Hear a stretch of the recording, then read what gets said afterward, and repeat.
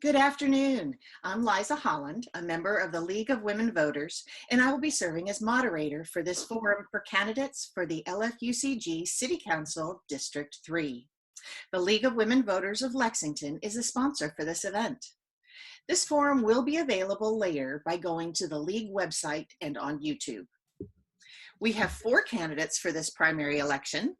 They are Hannah Legree, Jessica Moeller, Charles D. Smith, and Christine Stanley. We are following the League of Women Voters policies and procedures for this forum. In order to give the candidates a fair chance to be heard, we have randomly drawn via random.org for the order of opening remarks and questions, and a second time for the order of closing remarks. Each candidate will have 60 seconds to introduce themselves and 60 seconds to respond to questions. Questions have been created by the sponsors, and we have also taken them from the public. Finally, we will give each candidate 60 seconds for closing remarks. We will use the second drawing for the order of closing remarks. At this point, we will begin with opening comments. The candidates will go in order of the first drawing, which is Hannah Legree, then Christine Stanley, Charles D. Smith, and finally Jessica Moeller. We will hear from you first, Hannah Legree.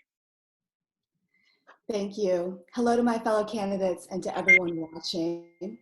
I appreciate this opportunity. My name is Hannah Legree, and I'm running for 3rd District City Council because I know the connection between politics and public service.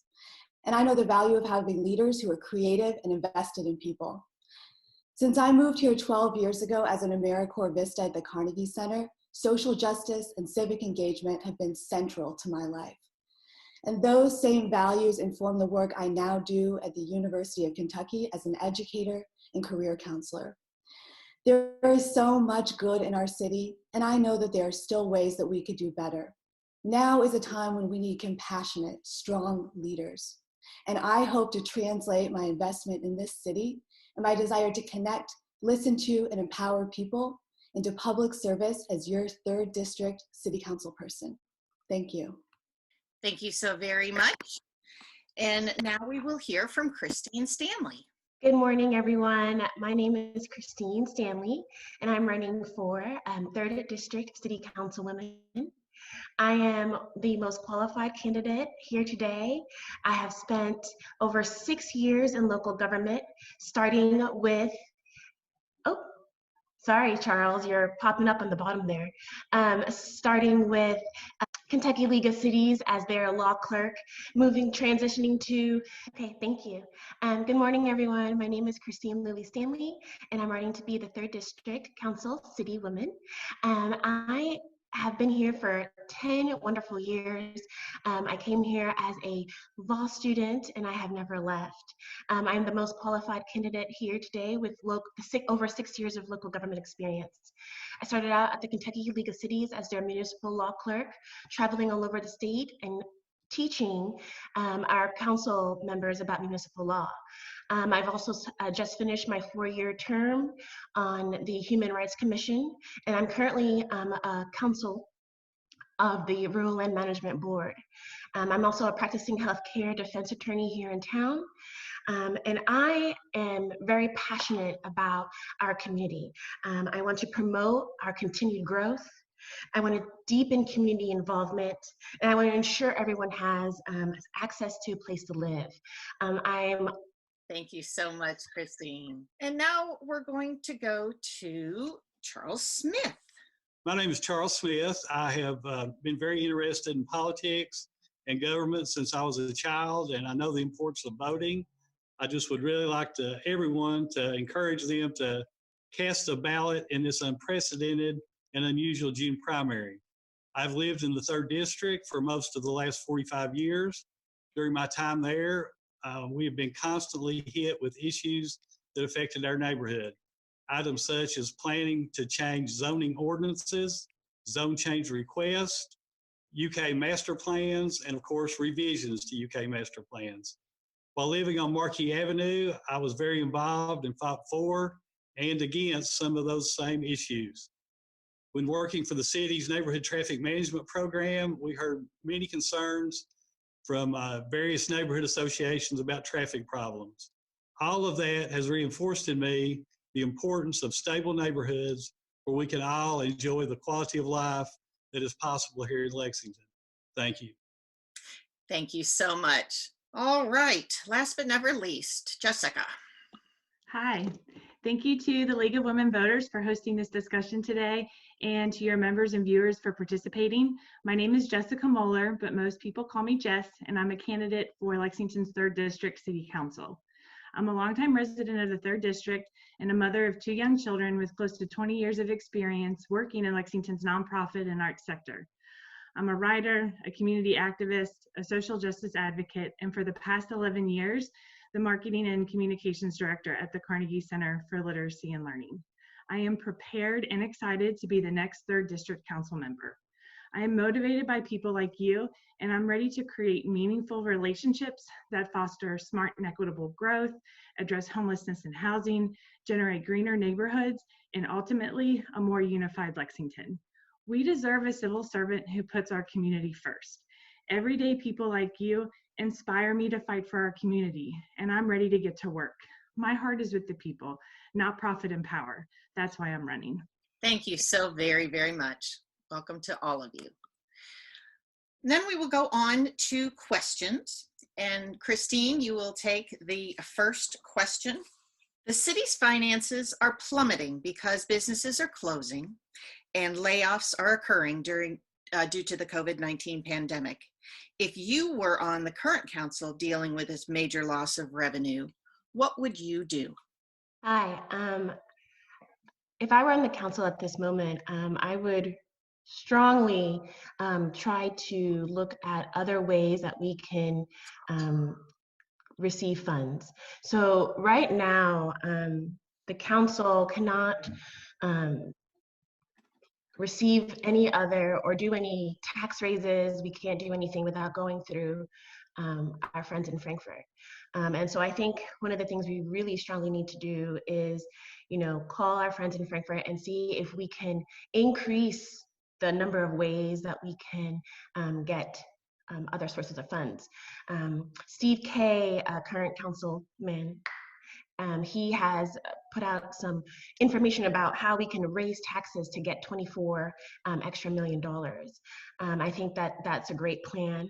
I'm also for bonding more money in order to save our individuals in our community from dire needs. Thank you so very much. Charlie. Yes, I have, in several of the recent surveys that we filled out, I have proposed that we have a flat citizen fee. It would be whatever the number would be, $10 a month, $15 a month, and it would be payable by everybody that lives in Fayette County over 21 years old. I was originally trying to propose that as a way for each council district to try to go forward with some important projects for them, but because of the pandemic, I think we could countywide, citywide, we could raise over $25 to $30 million. And once again, it would just be a flat tax, $10, $15 a month from every single person. Once again, 250,000 people, $100 a year, there's $30 million. Okay, thank you so very much.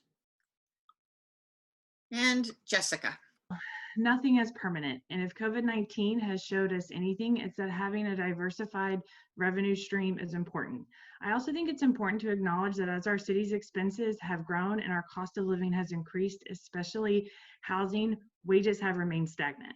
I will say this over and over again. People do not make enough money in this city to live. And I don't think now is the time to cut essential services. I'd be interested in looking more into our public safety funds, which accounts for more than 50% of our budget, and see if there's anything that could be objectively changed. And I believe as much as our police rely on services like Greenhouse 17 and Arbor Youth Services for public safety, that they would be willing to look into that too. For instance, it's my understanding that our police can contract directly with organizations to get a line item budget, so they wouldn't even have to go through partner agencies. Again, this is just a different approach and a way of thinking, but now is the time for us to all share our resources and really come together on how we can flourish together as a city. Thank you so much Finally, Hannah. Thank you for this question. Our small business owners are at the front lines in our city. And Christine has brought up a great point about the ways in which our revenue streams are currently constrained. We have important work to do in Frankfurt to advocate for our city to make sure that Lexington gets more opportunities.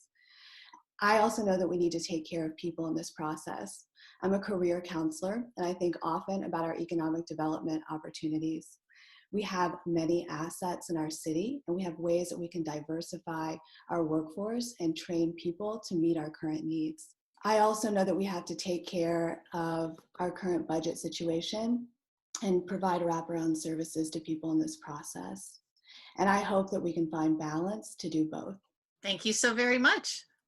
Charlie, you will go first with this next question. This comes from one of our community members.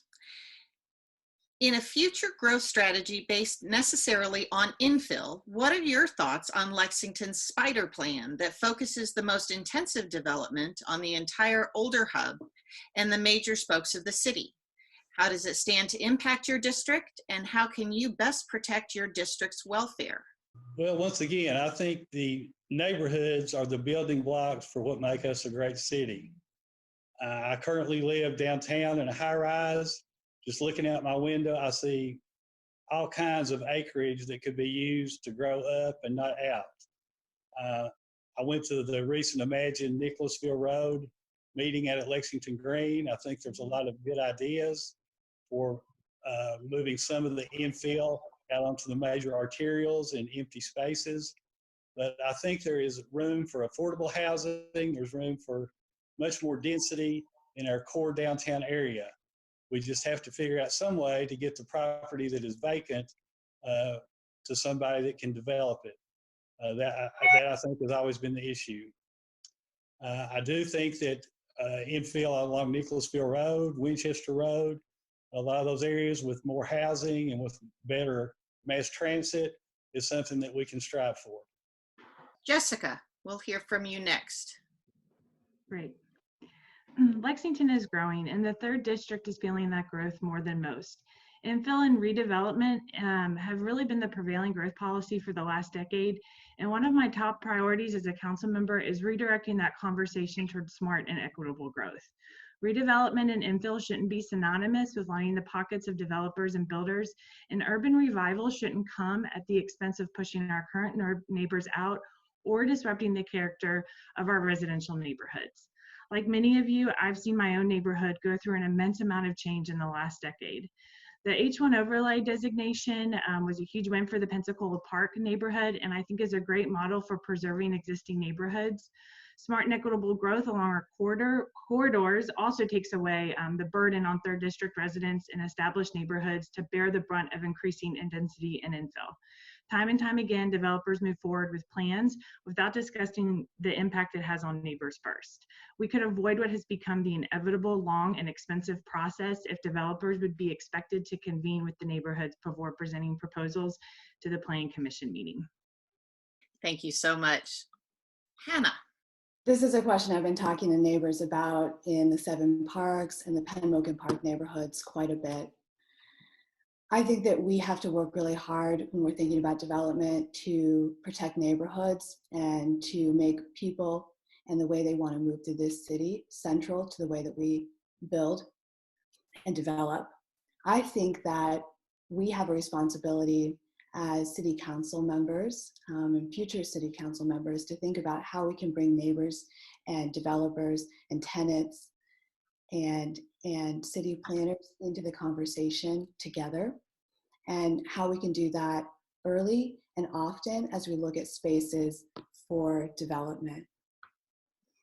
I know that our plans can be more inclusive on many levels, and that equitable growth is very important to our city. Thank you so much. And finally, we have Christine. Hi. We know that communities that have the most housing diversity, single family, multifamily, and mixed use, are the most economically stable.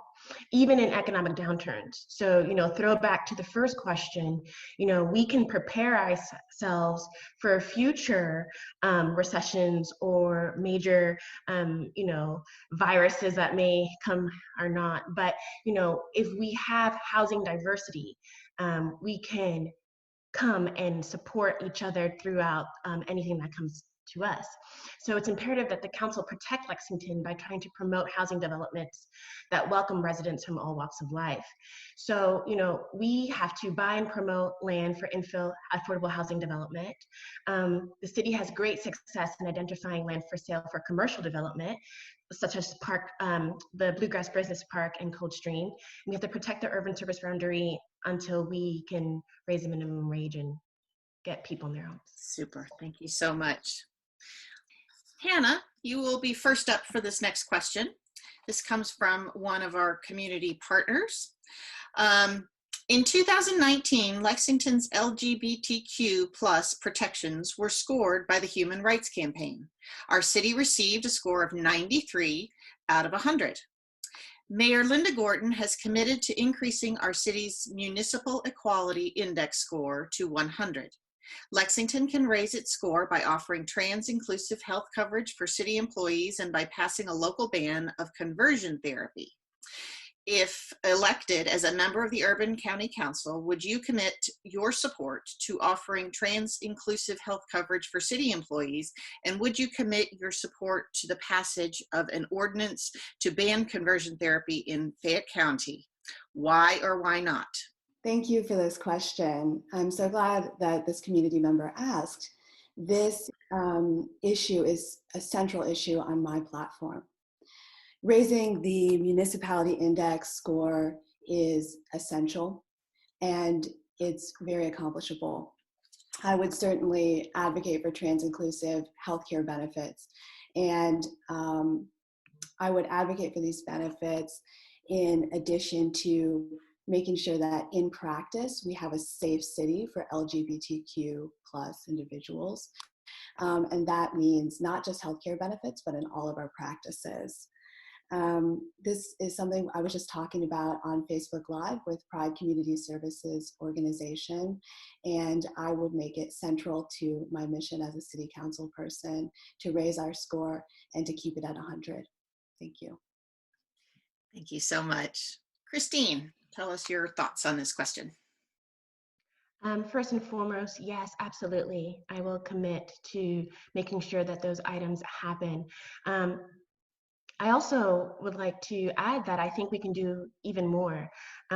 We can start drafting policies that include gender identity or expression as a protected category. We can establish gender transition guidelines. We can provide information and training to everyone who is now, understanding and getting to know our LGBTQ community for who they are. And we can also update personnel records. I mean, that's really a part of the process, as I've learned, is that, their licenses, their personnel records need to match who they're transitioning to. And so absolutely, I will, commit to doing that, and I hope to do even more. Thank you so much. Charlie.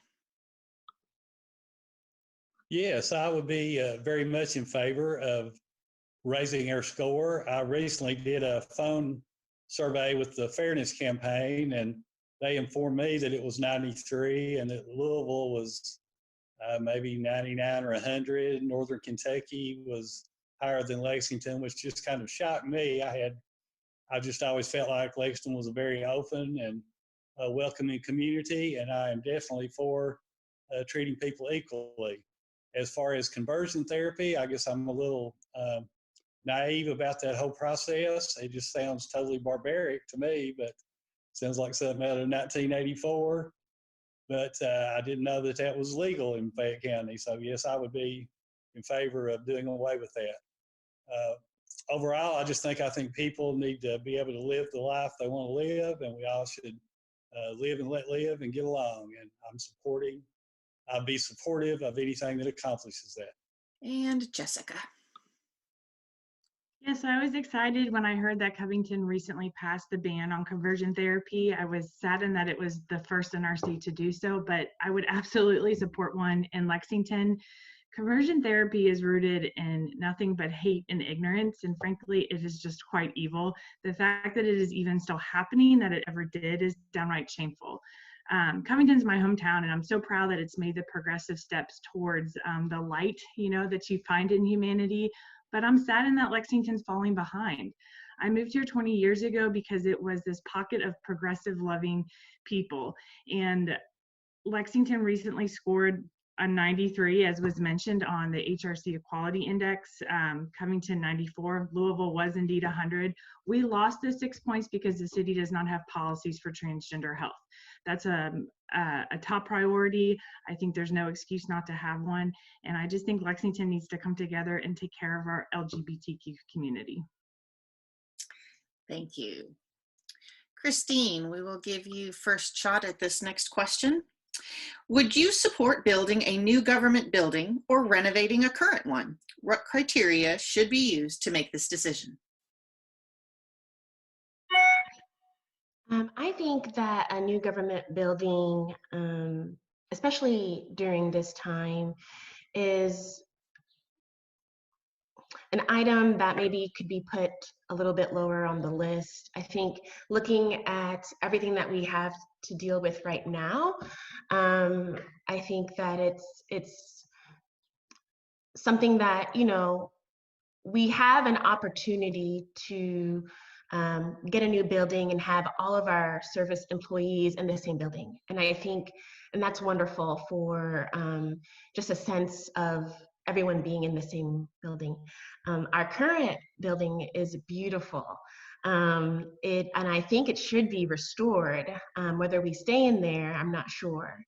But I think, affordable housing for our community, I think the LGBTQ issues, the policies, all of that, I think that comes first. Thank you, thank you. And next we have Charlie.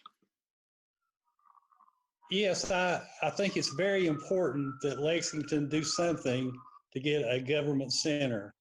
I would be in favor of building one ourselves. My big idea was to build it on top of the transit center. I know there's a little bit of confusion about if something can be built there or not. Some engineers say yes, some say no.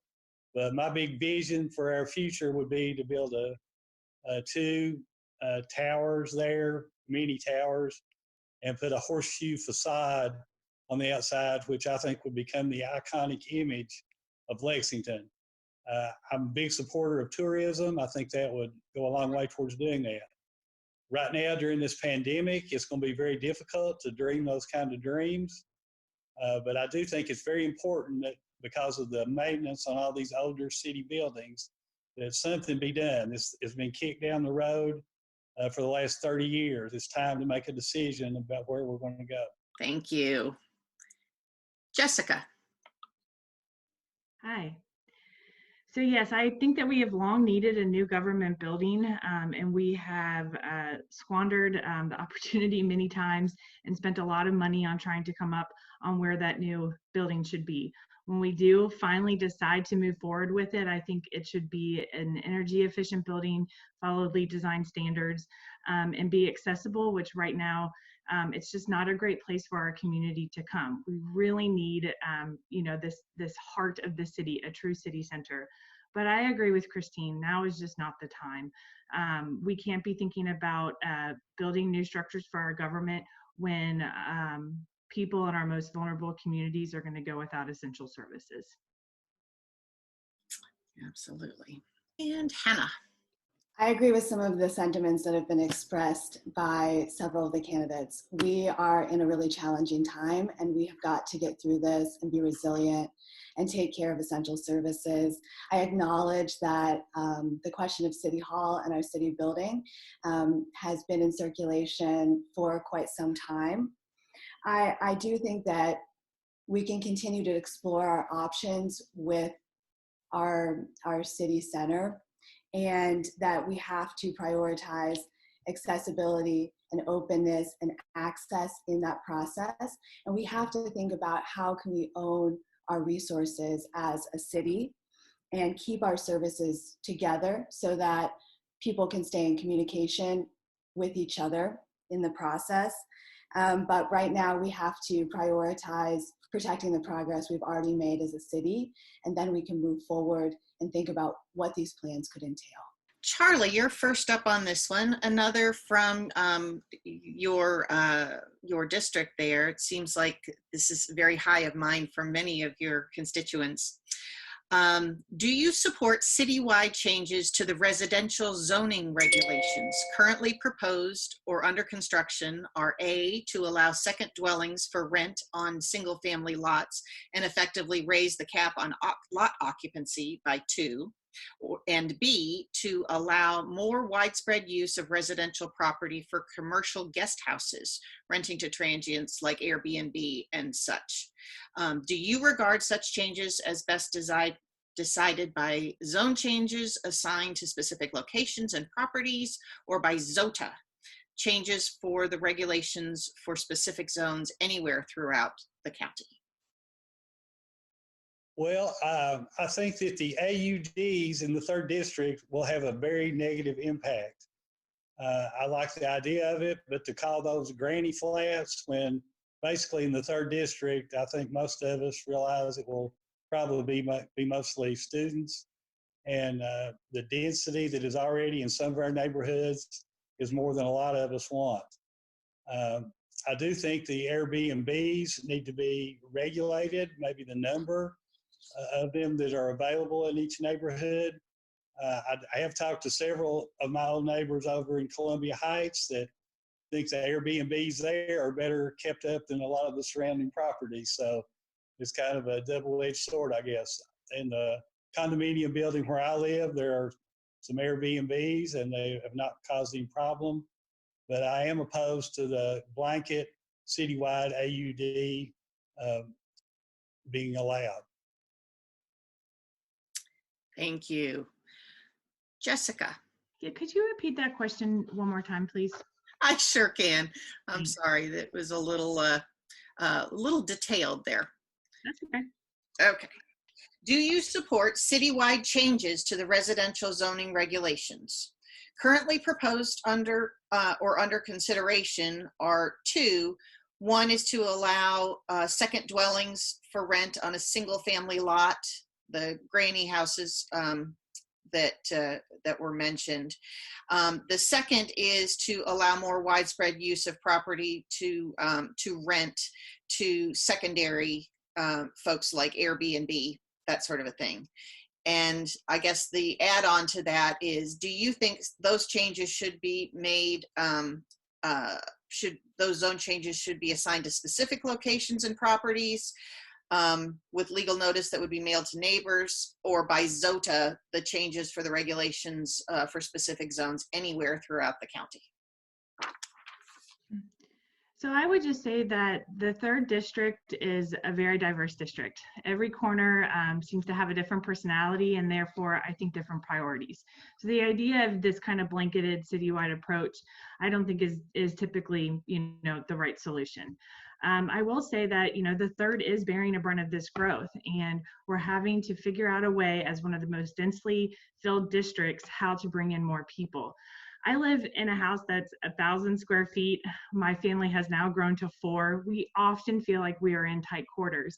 And the idea of having an ADU or a second space where we could retreat, which we did recently, has been really nice. These are owner-occupied second dwelling units. I think they're very different than using them as rental opportunities.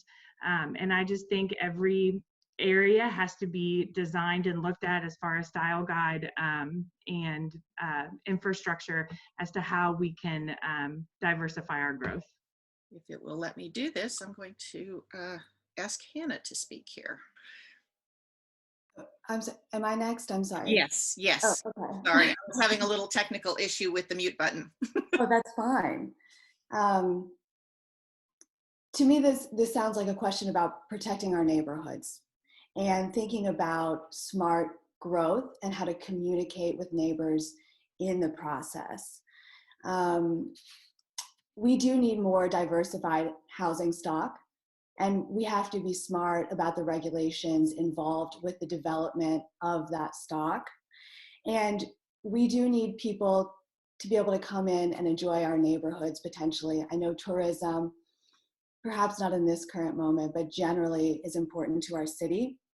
But in the process of thinking about how we use our neighborhoods, I do think that we should prioritize people who are living in the neighborhoods, and that we should communicate with them in a way that will reach them, to answer the third part of the question. So we have to think about regulation, we have to think about smart growth, and we have to think about zoning that helps in that process, and we have to communicate with neighbors and get their input in the process. And Christine. Hi, yeah. So I do know that this ADU proposal has already gone through 2 public hearing presentations, and it's currently out for public comment. So I urge everyone to, if they have a stance on this, I urge everyone to go ahead and make your comments on the LFUCG website. And to be honest, I'm totally torn on ADUs. I am absolutely torn. I do a lot of nursing home work, and one of the things that we want for our elder population, which is what we're going to have a increase in our over 65, is that we want them to remain independent. And these in-law suites, allow them to remain with family.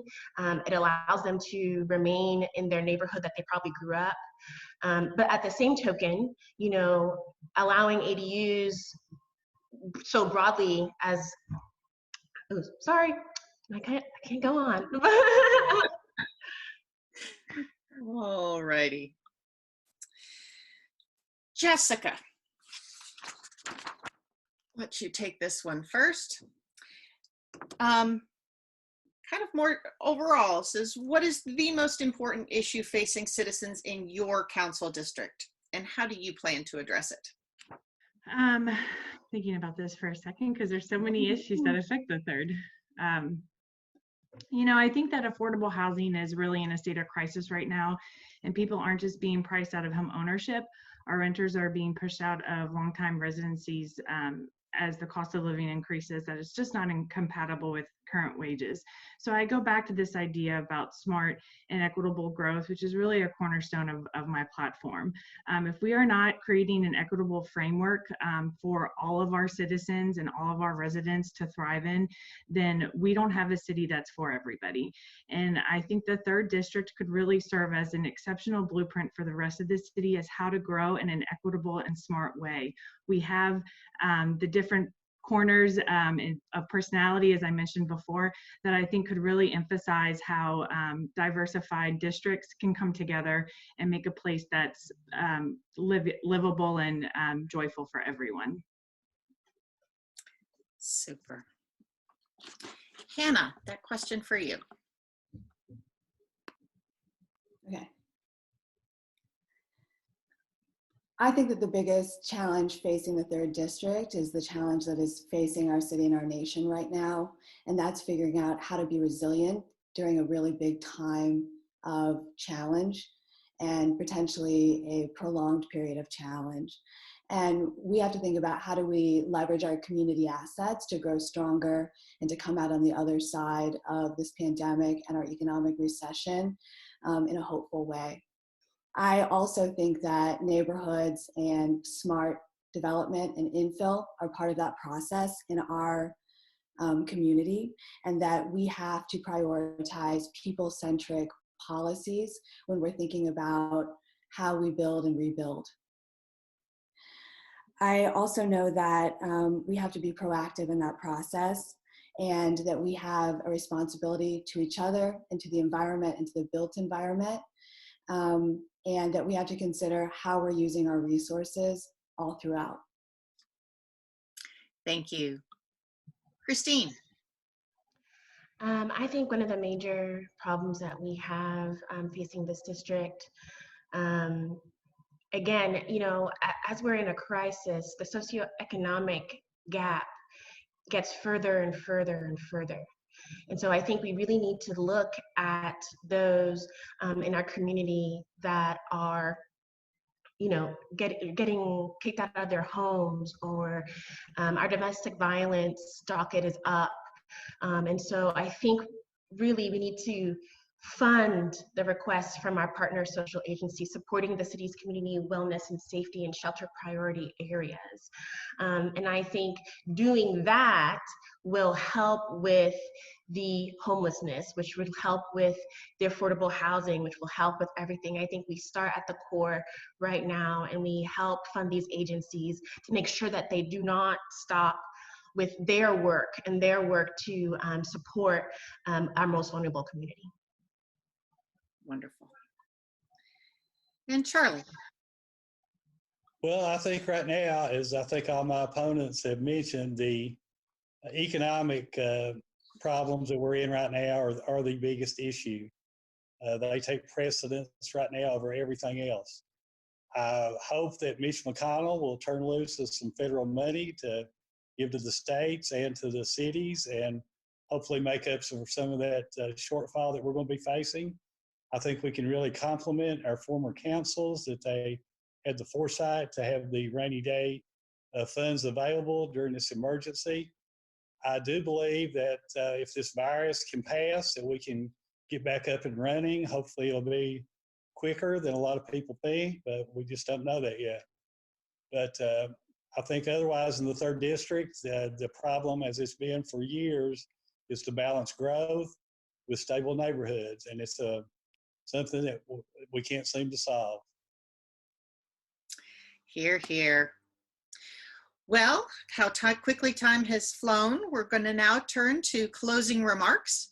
The candidates drew a second time for the order of closing remarks, and they will each have 60 seconds. Jessica, you were first up. Yes, I just want to thank the League of Women Voters again today for hosting this important conversation. I've lived in the 3rd district for 2 decades, as a student in a dorm, a renter in a historic neighborhood, and for the last 10 years as a homeowner with my husband and our 2 children on Memory Lane. I've witnessed the effects of Lexington's extraordinary growth from different perspectives, and I know that as our city has grown, so has the disparity. The gaps in wealth, affordable housing, spatial inequality, and educational opportunity are widening, but we can change this. The 3rd district can grow in smart and equitable ways without sacrificing our historical charm or pushing our current neighbors out. I'm committed to creating vibrant, amenity-rich neighborhoods for residents of every income level, regardless of zip code. Since our campaign started, our mantra has been, "Together we will flourish." That seems more relevant today than ever before. Please vote for me, Jessica Moeller, on June 23rd, and I promise to bring an informed perspective and compassionate leadership to Lexington's 3rd district. I believe there's nothing more important as a council member than listening to her people, and that's what motivates me, people. Thank you. Hannah. I'm so appreciative of this event and the work that the League of Women Voters does to inform and connect our community. Thank you again. I'm ready to be fully committed to the 3rd. I'm here because I want to put my values and my work experience into practice as a public servant for the 3rd district, because I care about service, listening, advocacy, and gaining and sharing knowledge with you, hearing your voices with openness and curiosity, and locating results that will serve all members of the 3rd district and of Lexington. In representing you, I want to protect what is good in our city, and with you, look forward to a bright future that is built as the work of our resilience together.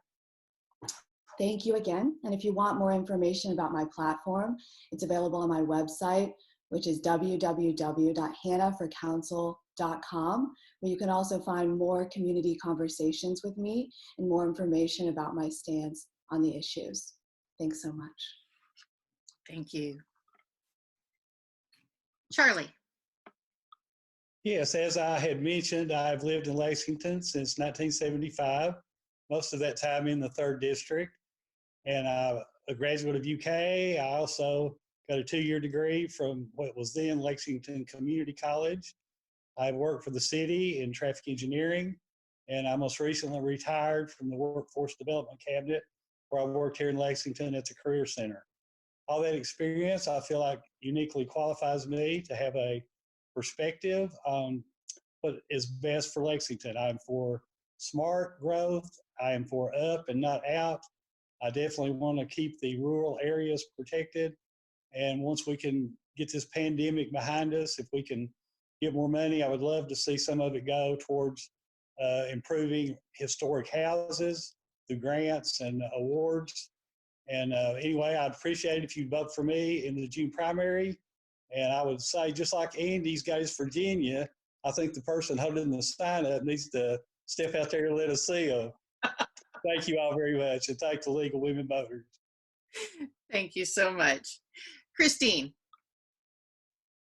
Thank you, everyone, and thank you to the League of Women Voters. You know, I moved to Lexington over a decade ago, and I had the opportunities to leave, but here you have a feeling of belonging. You know, you never met a Kentuckian that wasn't coming home, and I learned that saying here, and I'm so appreciative that I've had the opportunity to make this my home for the last decade. And I'm running for council because I want to continue this legacy of inclusivity. I will represent all residents of the 3rd District and advocate for sustainable, affordable, and equitable policies, adapting new technology, and utilizing my legal background and experience in local government. I believe everyone, regardless of gender, sexual orientation, race, age, or ability, can live and thrive in Lexington. I would love for you to visit my website, christineforlex.com, and vote for me in the June primary. Thank you. Thank you so very, very much. We would like to thank the candidates very much for participating today. If you're interested in league membership, we would love to have you. Please check out our website at lwvlexington.com. And be sure to vote in the primary. Because of the COVID-19 pandemic, most of us will be voting by mail in absentee ballots for the June 23rd election.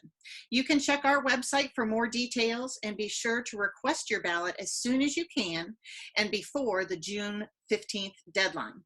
You can also look for further information about the candidates and candidates in other races at vote411.org. Thank you so much for joining us today.